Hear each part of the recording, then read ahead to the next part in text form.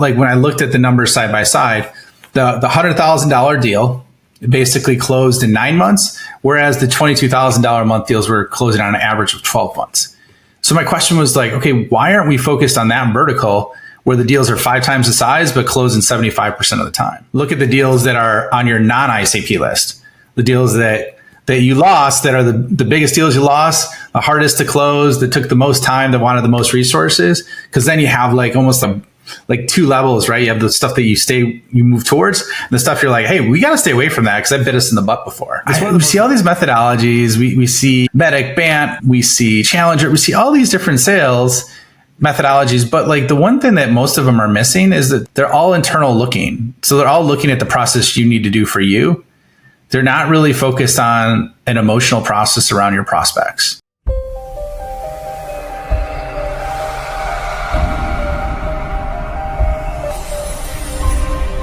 All right. Super excited to have on here Ryan Staley. He's the founder and CEO of Whale Boss, a consultancy that helps CROs and sales professionals leverage AI to work 10 hours less weekly and 2x their performance. He's also the host of the Scale Up Show, a top 2% podcast where he deconstructs how the top SaaS CEOs in the world grow their companies repeatedly and predictably. Here's why you should pay attention. He's done this all before. Ryan scaled a sales org from 0 to 30 million in ARR in 5.5 years with just 4 people and no funding. He's talked to 200 tech CEOs and taught over 800 revenue leaders. And so today we're going to go over some of the most effective AI sales strategies that can be implemented in your organization today. Thank you for joining us, Ryan. Thanks for having me on, Alan. Looking forward to it, man. All right, let's go through a quick background about yourself and why did your path lead you to Whale Boss? So it's funny. I had I don't want to say every job, but if you look like up the revenue ladder from entry level to what is now called an SDR, effectively for me, it was working in a boiler room where I had to make $250 a day. And that was like the minimum level of expectation all the way to mid-market and then enterprise, and then took some of the similar path in terms of a leadership option as well. And so I became a partner, a leader, had equity, exited a couple of times with different companies personally. And what happened was like, I just got sick of it. Every year, my quota going up and my income going down effectively is, now that didn't happen every year, but that was a pretty continuous trend. And eventually, like I looked around the room and I didn't want my boss's job. I didn't want my boss's job of some of the places that I work. So I'm like, I just got to forge my own path. And so I started working with companies and basically helping them share what I did to grow from 0 to 30 with a team, a really small team that was inexperienced in 5.5 years with only 4 salespeople, what you mentioned. And I did some unconventional things. I did some things that probably most people don't even think about today and that are not very mainstream. And so I've been helping companies deploy that. About 1.5 years ago, I got obsessed with integrating AI into sales and go-to-market and marketing because I saw what it could do and what it was capable of. And basically it was an unlock that I never had before that gave me skills, usage, time, everything that I wanted to do more with less that was never available. And now it's available for pennies on the dollar. So now that's what I'm helping companies deploy and set up through AI scaled transformation. That's amazing. I always think that when you want to 2x your company, you just hire more people and you follow the same process. When you want to 10x, you have to completely change the mindset of how you're approaching the problem. It seems like you're leveraging yourself through AI, through automation, some of the plays that probably we're going to talk about today. So let's talk about how you did it. 0 to 30 million in 5.5 years. That is already an incredible feat in and of its own right, but you did it with 4 salespeople and no funding. Can you talk about the story of how that happened? Yeah, here's what I would say is like, props to my team because they busted their butt to make it happen. So it wasn't like I was just like sitting out there waving a magic wand or anything like that. Like I did a lot of hard work. They did a lot of hard work. They worked really good, made a good living off it. And so I think it all started where it actually happened out of a failure, believe it or not. So I was getting results with the team and I was getting pressed really hard from our CEO. And then I was getting some flack from my team as well because of the fact that we didn't really have a lot of processes or systems built out at the company I was at. And so like my option was just like, all right, let's just work harder. And so eventually they got like frustrated with me because I was pressing them so hard. and probably was a dick to be around, to be honest with you. But that was because I had no life outside of work. I was working really long hours, and so I was not happy. And so basically they're like, hey, you know what? There's some really good things that you're doing. You're hitting your results. However, we need you to start over and create a team from scratch. And we want you to move up market because that's what you're really good at in terms of strategic thinking. And so I would say the one big domino, and it's crazy because I actually gave a talk at the SaaS Open, and I think it was 45 out of 46 or 44 out of 45 SaaS executives did not know the top 20% of their ICP, like what the annual contract value was. And so that was one of the areas where I started is I'm like, all right, instead of just looking at my ICP of what the company was doing, where do we have success in that top 20%? And I looked at it along the lines of time to close. I looked at it in terms of deal size, and I looked at it in terms of effort. Like those are the three legs of the stool. Come to find out later, it's the same strategy that Vista Equity uses to convert a company from 1 billion to 3 billion in 3 years. And then the same thing that Snowflake used to scale really fast. However, I wasn't even aware of those companies at the time. So all it really is effectively doing is taking your ICP and refocusing time, energy, and even if you have a horizontal solution, niching down into 3 or 5 verticals that have that fast sales cycle, that are really easy to close, that are the asymmetrical deal size. And I can go deeper on it, but I'll just pause for a second because it's a little bit of a long rant that I just went on. No, that's fantastic. Actually, how do you go about finding that ICP? Yeah, so it was funny. So I'll give you real tactical examples of what I did. So it was funny. I looked at all the large, I'm like, okay, if we want to move up market, the number one thing we need to do is look at where the patterns exist of the largest customers. And so I looked at that and I'm like, all right, let's look at the top, I think it was the top 40 deals we won out of top 200. And this is company-wide, so this is other divisions and everything. Maybe it was only the top 20. I think it was only the top 20, actually. So top 20 out of 100. What's the criteria for top? Revenue. Total revenue. Yeah. So I looked at the top 20 biggest deals. I looked at the top 20 fastest deals in terms of time to close. And even if you guys, I know you're doing really well, you're growing fast, you could do it with your top 5 or your top 10. It doesn't have to be 20. It's basically just the top 20% of your customers is what you want to look at. And what I saw is from a deal size, there was certain verticals that we focused on that had really strong results, and others that had even better results that we weren't focused on. So I'll give you a real world example. So we had an average deal size, and our number one top priority was the legal services vertical. This was a managed services solution. And so the average deal size would be about $23,000 a month in MRR, right? Come to find out, there's this weird outlier that somebody got on accident. They got a customer for, I think it was $15,000 a month, and they got acquired by another customer. And then the deal ended up being $100,000 a month, right? But the deals closed really fast for those two. So I was like, okay, come to find out, when I looked at the numbers side by side, the $100,000 deal basically closed in 9 months, whereas the $22,000 a month deals were closing on an average of 12 months. So my question was okay, why aren't we focused on that vertical where the deals are 5 times the size, but close in 75% of the time? And so what we did is we parsed out the general ICP and narrowed in on the sweet spots of the organizations that really got a lot of juice out of our solution and focused on there from an event-led growth, from a live events, from a cold outreach perspective and everything else. So then effectively, that's what started to take things off. So what it did is it doubled our deal size every year while making our deals close faster every year as well. So it was like a flywheel that kind of happened. And I did this exercise every year. Gonna have to implement that for ourselves. You should, Matt. It's free. It takes a few hours, but you won't believe nobody does it. So many people don't do it. That's incredible. I'm actually going to do this. So is there a CSM component to this where, you close the deal and then those guys also retain? Did you look at those metrics on the CSM side? You could look at LTV, or you could look at for you, with your offering, you could look at the rate of product adoption or usage as well. You can look at data like that on the SaaS side. So our solution was a managed service, so we didn't really have some of those components. But yeah, I would look at it. I would look at total contract value. You could look at it in 3 segments. You could look at total contract value, right? So who are the ones that stay and spend the most? What's the biggest deal sizes? And then the other is what are the fastest to close? The other thing that I would recommend doing is the complete opposite of that too.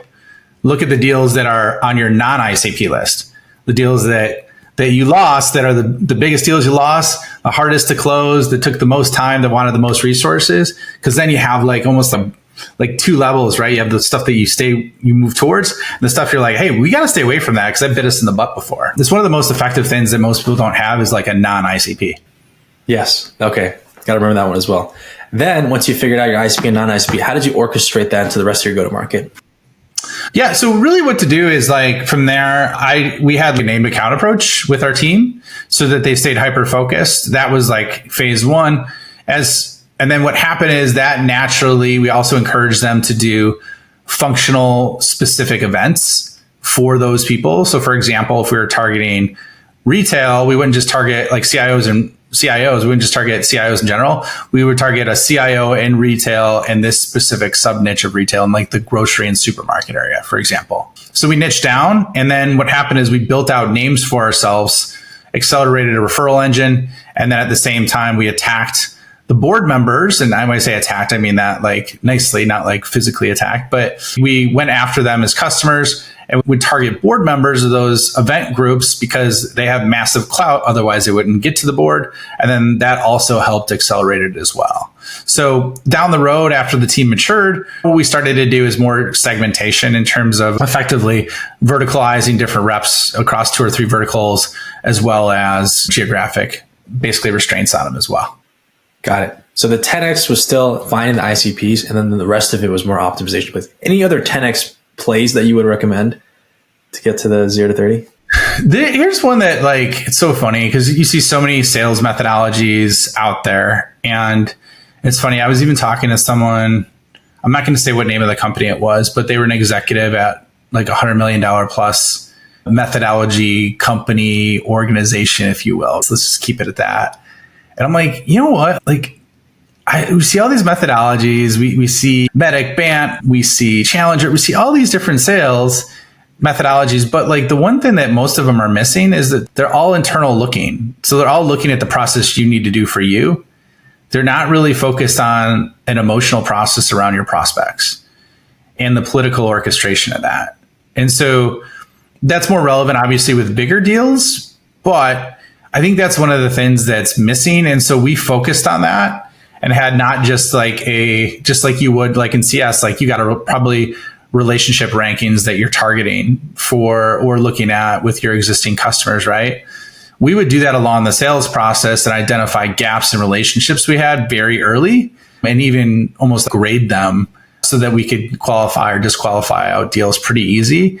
And I know people are like, oh yeah, there's the relationship aspect or the coach. It's much deeper than that. It's like understanding the KPIs and the emotional components of every player involved in the deal, not just vertically, but horizontally.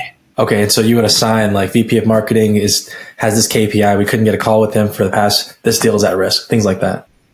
Yeah. Cause like, here's the easiest relationship grading scale that I could give anybody is, okay, basically is a 1 is they won't return your calls or they won't meet with you one-on-one, right? A 3 is they'll return your calls, they'll meet with you, they'll give you ideas. And then a 5 is they'll invite you to their kid's birthday party, right? Or since we're more virtual now, maybe it's something more along the lines of you're in a texting relationship with them where you text back and forth, you have personal connection with them. I think most people miss that 5. And there's weird results I've seen from people that do that versus don't do that, which we could talk about if you want, or we can go in a different direction as well. No, I really like that actually. There's this constant battle of, is sales just following a process or is it relationship driven? Like you said, is it challenger sales driven? But you're bringing it back. There is a component of relationship here. Okay, so last question, still from 0 to 5, with 4 salespeople. What did these salespeople do that was so much more efficient than having a team of 20 to get to the revenue? Like I said, I think I told you about the targeting. So think about that. That's step 1. So if you have that targeting that I told you, and you're like, let's just compare 2 people. Let's say person 1 is doing it the old way, and person 2 is doing it with that optimized targeting where the deal size is 5 times the size and it closes in 75% of the time.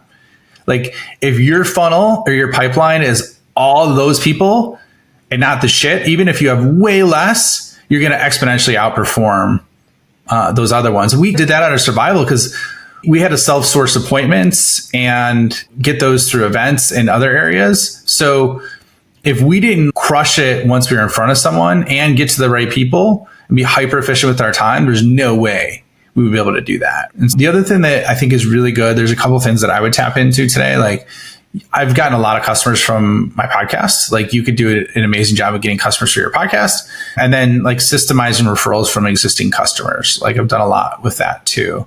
And that works really well. So those are a couple areas that you could look at, but I would say the targeting is step one. The other is really connecting at an emotional level and going deep with the people that you have, and then keep iterating and refining that over and over and over. And as simple as it sounds, that will get you really good results if you just do that alone. And on top of it, bust your ass. Bust your ass. Okay, that's the X factor. Can't take that away. Yeah. There's factors if you're looking at a team too, in terms of what you got to do to motivate them to put in that grit and effort. So I can give you a few ideas on that as well, if that's helpful. I want to come back to systematizing referrals. Is there like a quick 1-minute summary of how you approach this? 1 minute's pretty quick on it, but I can give you an example. So it's just like, long story short, is really deeply care, just as much as you care about getting the deal, about the customer getting the result. So that's step one. Step two is having, just like you would a sales process, a point in time where you ask when they're in a peak emotional state, right? That could be after they just bought. That could be after they had like a huge win from your product. And then basically just track it like you would any other prospecting or KPI metric. I don't know if I had Mark Robert on my show, I mentioned a couple of weeks ago, and on my podcast, Scale Up Show. And one of the things he talks, like his whole science of scaling is really interesting. If you go deep in his work on it, one of the things he identifies is you should have a 30% referral rate is basically a key indicator of like product market fit and go to market fit. So if you actually track that like you do with other success metrics, then it becomes the focus of the organization. If it becomes the focus of the organization, then they do it and track it. And then you start to get the results just like you would refine like a sales process, if that makes sense. That makes sense. I like that metric as a proxy for product market fit and go to market fit. Shifting gears over to the AI use case within sales companies and teams. What is a 10x use case that you've seen that has been highly effective, and would welcome a story if you have one? Yeah, so there's kind of two ways to look at it, man. And I can give you one from a leadership perspective because I know there's leaders on the line, but it's either if you're looking at the profession of sales, and this relates to marketing, or even if you're a CEO, let's just take sales. You have effectively, and I mapped this out, like 24 different jobs to do, like really 24 different types. And to be really good at those skill sets, you have to hit every type of personality ranking on the personality matrix. And the only people that have that ability are either like non-existent or they're CEOs, right? So what usually happens is it's like death by 1,000 paper cuts.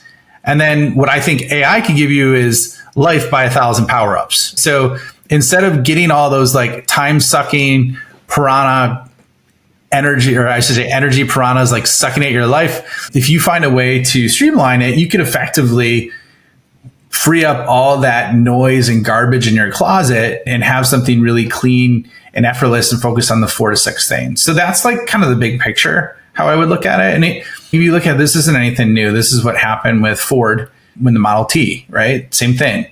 It's $800 and 16 hours to create a car. One person did it. It was called a craftsman. Then they shifted the assembly line and that went down to $250, $300, and they made the car in 63 minutes. So it's the same way, but with white collar work. Okay. And then the use case, like kind of the way I would look at it, and I'll give you an example of a leader, and this one's more around like deep work, right? So you have the ability to do things that most people just look at as like summarizing email or doing high level things.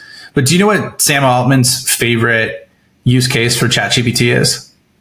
So Sam Altman, I heard him on the Lex Friedman podcast. His favorite use case for AI, like using ChatGPT, is a brainstorming partner, which sounds like weird or not like a big deal. But this is how you could use it for sales. So effectively what you could do, like as a sales leader, I'm like, all right, I was on my way to Turks and Caicos. We were going for a family vacation. I had 20 minutes to kill. And I'm like, all right, let me see what this thing can do. So I'm like, all right, let's see if I can create a whole sales department from scratch in 20 minutes. And so effectively what I did is I created a comp plan. I created the KPIs that they were evaluated on.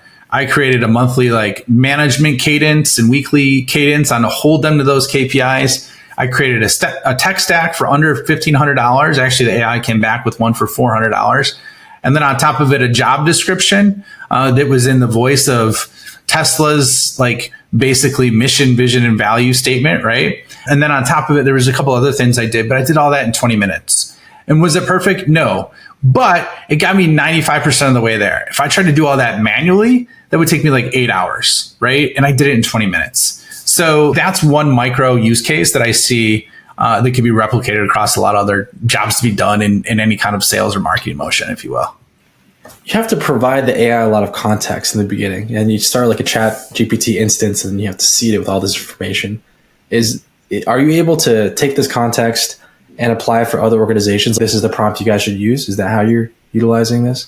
Yeah. So what I do is I help companies with AI skill transformation, specifically on the go-to-market team side. And what I'm doing is I'm effectively like, first of all, like they have to understand how it's different. It's like an alien life form. It's not like a SaaS software tool. You have to talk to it like a human, and it doesn't work consistently. It's like a heartbeat monitor in terms of what it does good versus what it sucks at. So that's step one, is knowing what you're using. Step two is treat it like you would like an intern. But imagine you have 50 different interns to do everything, like a copywriter, an image creator, a strategic thinker, and then context. Like you can give it any kind of context you want. You could do an individual example, like an actual person, like a celebrity, a business leader. I just did a video on actually YouTube, on my YouTube channel, about like how to think in first principles like Elon Musk, how to do the same thing with Jeff Bezos, how to disrupt a company, how to present like Steve Jobs. Like you could tap into anybody and customize it for the job that you need to be done. You just need to leverage imagination as well as just recognize that it's there. Most people just forget to use it. You know what I mean? So I think those are a couple examples of how you can implement it. And really, like when I work with companies, the number one thing I do is focus on two areas. How could we double the selling time that they have, and then double the quality of the interaction of that selling time? That's really what my core focus is, because this is the worst AI that we're ever going to use. Things are going to get weird in the next few years. And so if you don't know how to use it now, you're going to be like trying to run around the neighborhood in like stilts when everybody else is on like jetpacks, right? It's just going to be weird. So you got to learn it now. Otherwise, you're going to get left in the toast. Oh, that's incredible. Yeah. The stilts analogy, I totally see that in certain industries who are not using outreach, still doing cold calls, still 100, 800 people. Yeah. And the people who use AI it's just exponential. They go to the moon. What are some of the biggest things that people get stuck on? And then how do you surmount that? Like for me personally, I just don't even know what to write to the AI, that it produces me like a wrong result. I'm like, this isn't going to work. So that's my example for myself, but curious to hear from your perspective. Yeah. Here's what I would say. This is like the recommendation I give for anybody that's trying to like really unlock it, is like, how much time do you spend using it a day? It depends on what it is. If it's coding, like all the time. Okay. So you do coding. Okay. So let's just say you're thinking about it here's the way I look at it. Like the tools I use are like, I have ChatGPT, Copilot, Claude. Perplexity is really good for real-time research. But if someone's trying to get acclimated and know how to use it, step one is just, instead of using Google, use this for 15 minutes and try it. Because most people don't want to put the time debt in to understand how to use it, although it could free up so much time if you do.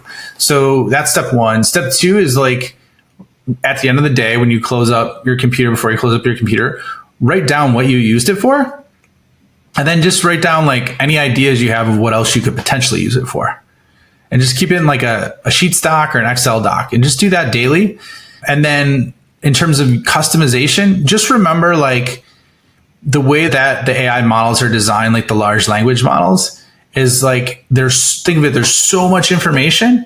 You have to point its attention on who you want it to be and how you want it to act. So what I would say if I were you, and let's say you're building out a customer success department. I think, was it Kelly Capote over at Gainsight is very well recognized in that space. She's a chief customer officer. That's someone I think is pretty well in the space. So you can say, I want you to act like Kelly, right? And give me 5 ideas on how I could grow our NPS score, specifically at, say we're at 1.5 or 2 million in revenue, and we want to go to 10 million in the next 2 years. What would you do to accelerate that through existing customer revenue? And then it's going to give you some ideas, right? So that's step one. The next thing is then ask and drill down, like focus on one idea and say, okay, go deeper on this. and keep going deeper. And then you'll see like really good results. That's a really simple way to do it. How does it plug in to know what Kelly would do? Do you guys use like a plugin or, because I think the information's... No, basically it's like, so there was a paper of folks that started and it says like attention is all you need. So instead of the large language model looking at all the text the same, when you call it out on what to focus on, that's what it focuses on. So that's what makes it more powerful than just taking the average of everything that it has. It's like, all right, I'm going to focus on the stuff that all the content I have from Kelly. So it doesn't work if there's someone with no online presence or hasn't had it. But for example, in Perplexity, you could look up, okay, I looked this up the other day. I go, what is Sam Altman known for? What is his like expert skill? And then it gives a whole bio on what his expert skill is in his history.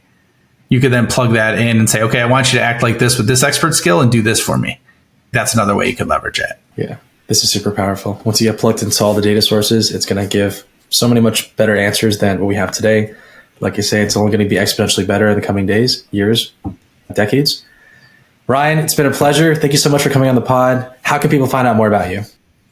Yeah, man, I have the podcast called The Scale Up Show. I am probably going to change the name of it and update it so it's more in line with the AI focus that it has. But right now it's called The Scale Up Show. I also publish daily on LinkedIn, so you can grab my content there. Send me a direct message and say, hey, man, I heard you on the show. Give me a shout out there and let me know if you have any questions. That's probably the best way to reach me, or my email is ryan@whalesellingsystem.com. Fantastic. Thank you so much. No problem, man.